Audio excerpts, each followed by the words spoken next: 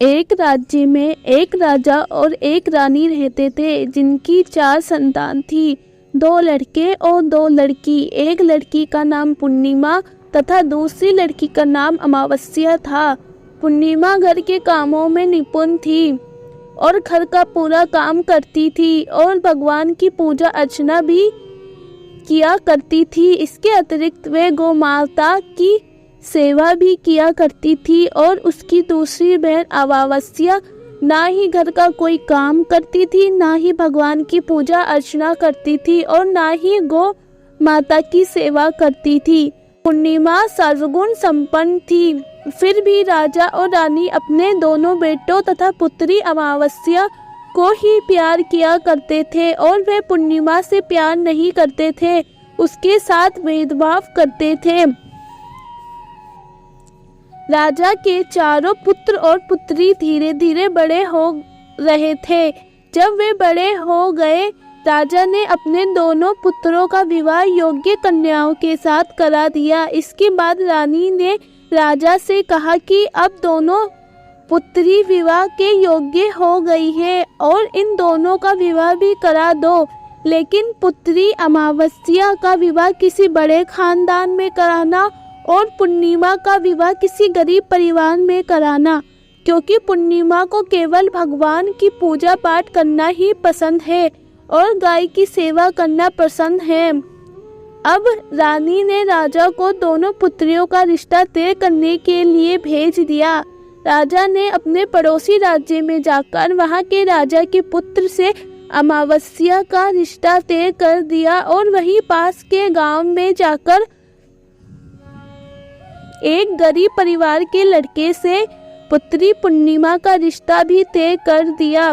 कुछ समय बीत जाने के बाद दोनों पुत्रियों का विवाह हो जाता है। राजा और रानी विवाह के बाद अपनी दोनों पुत्रियों को विदा देते हैं। विदा देते समय राजा और रानी पुत्री अमावस्या को बहुत सारा धन और दौलत देकर विदा करते हैं और पूर्णिमा को कुछ भी नहीं देते, खाली हाथ अपने घर से विदा करते हैं।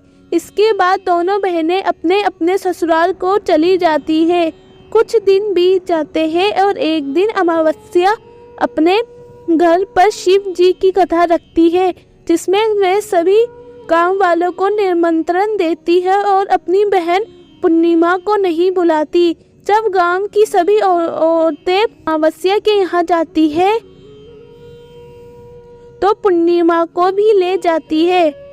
गांव की सभी औरतों की बात मानकर पूर्णिमा भी उनके साथ भगवान शिव की कथा में अमावस्या के घर चली जाती है। जब अमावस्या की नजर पूर्णिमा पर पड़ती है तो वह कहती है कि तुम यहाँ कैसे चली आई, मैंने तो तुम्हें बुलाया नहीं था। खैर कोई बात नहीं, अब तुम आ ही गई हो तो चुपचाप बैठी रहना। और ये कहते हुए अमावस्या ने पूर्णिमा की गरीबी का मजाक भी उड़ाया। पूर्णिमा की आंखों में आंसू आ गए और रोते रोते मन ही मन में पूर्णिमा भगवान शिव से विनती करती है, हे भगवान, क्या पूजा पाठ करना गलत है? गौ माता की सेवा करना गलत है? आखिर मेरी गलती क्या है? आप मुझ पर अपनी कृपा दृष्टि कब बनाएंगे? पूर्णिमा बार बार भगवान शिव से यही कहती रहती है। इतने में शिव कथा पूरी हो जाती है और अमावस्या भगवान का प्रसाद बांटने लगती है। वह सभी लोगों को प्रसाद देती है, लेकिन पूर्णिमा को वह प्रसाद नहीं देती। पूर्णिमा बिना प्रसाद के ही अपने घर लौट जाती है। रास्ते में वे सोचते हुए चलती है कि यदि बच्चे उससे कथा का प्रसाद मांगेंगे तो वह उन्हें क्या जवाब देगी। उसने सोचा था कि वह अपने मायके अपने भाई और भौजाई के यहाँ जाएगी और वहाँ जाते हुए वहाँ बच्चों के लिए कुछ लेकर आएगी। ऐसा सोचते हुए वह अपने घर लौट आई। घर वापस लौटकर आने के बाद वह अपने पति और बच्चों से कहती है कि वह अपने मायके जा रही है। पति ने कहा ठीक है, और कुछ समय के बाद पूर्णिमा अपने मायके के लिए रवाना हो गई। चलते चलते रास्ते में एक चबूतरा आया जिस पर तुलसी का पौधा लगा था। उस चबूतरे पर एक बुढ़ी अम्मा बैठी हुई थी। वे कोई और नहीं साक्षात तुलसी माँ थी। उस बूढ़ी माता ने पूर्णिमा से कहा, बिटिया तुम कौन हो और कहाँ जा रही हो? पूर्णिमा अपना परिचय देती है। परिचय देने के बाद बूढ़ी औरत ने पूर्णिमा से कहा कि यहाँ तुलसी का पौधा सूख रहा है, इसमें थोड़ा सा पानी डाल दो और इस चबूतरे की साफ सफाई कर दो, जिससे मुझे थोड़ी ठंडक मिलेगी। पूर्णिमा ने कहा कि ठीक है माँ, मैं तुलसी में पानी डाल देती हूँ और यहाँ की साफ सफाई भी कर देती हूँ। पूर्णिमा ने साफ सफाई करने के बाद बूढ़ी अम्मा को भी नहला दिया और बूढ़ी अम्मा की भी सेवा की, उनके पैर दबाए और बूढ़ी अम्मा से कहा कि माँ जी और बताइए मैं आपकी क्या सेवा करूँ, और कोई काम है तो बता दीजिए, मैं कर दूंगी। बूढ़ी अम्मा ने कहा, कुछ नहीं, अब तुम जाओ और वापस आते समय मुझसे मिलते हुए जाना। पूर्णिमा ने बूढ़ी अम्मा से कहा, ठीक है मैं जाती हूँ, वापस आते वक्त आपसे मिलते हुए जाऊंगी। कुछ समय आगे चलने के बाद एक शिव मंदिर आया। वहाँ पर उसे एक बूढ़े बाबा मिले जो मंदिर के बाहर बैठे हुए थे।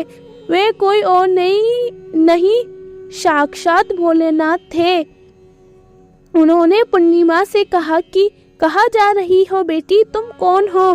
तब पूर्णिमा ने अपना परिचय दिया। फिर उस बूढ़े बाबा ने पूर्णिमा से कहा, इस चबूतरे की और इस मंदिर की सफाई कर दो।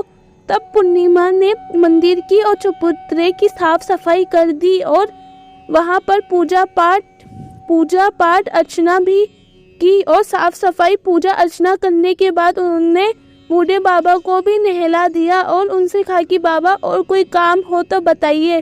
तब बूढ़े बाबा ने कहा, नहीं बेटी, अब तुम जाओ और वापस आते वक्त मुझसे मिलते जाना। पूर्णिमा ने कहा, ठीक है बाबा, मैं वापस आते समय आपसे मिलती हुई जाऊंगी। आगे चलते चलते कुछ दूर बाद पूर्णिमा को एक काली जी का मंदिर दिखा।